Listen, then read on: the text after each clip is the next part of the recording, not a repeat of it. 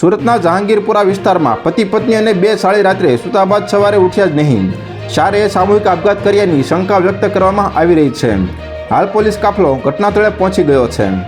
ચારે મૃતકો રાત્રે રસપુરી જમ્યા હતા અને બાદમાં સૂતા હતા, જેમાં એક મહિલાએ વોમિટિંગ કર્યાના નિશાન પણ જોવા મળ્યા છે.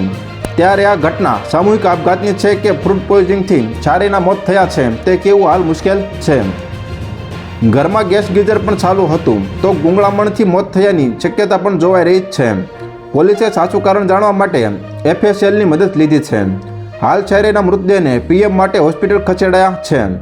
ઘટનાને લઈને રાજ રેસિડેન્સી એપાર્ટમેન્ટમાં સોપો પડી ગયો છે અને મૃતદેહો હોસ્પિટલ લઈ જવાતા હતા ત્યારે લોકો બાલ્કનીમાંથી જોઈ રહ્યા હતા.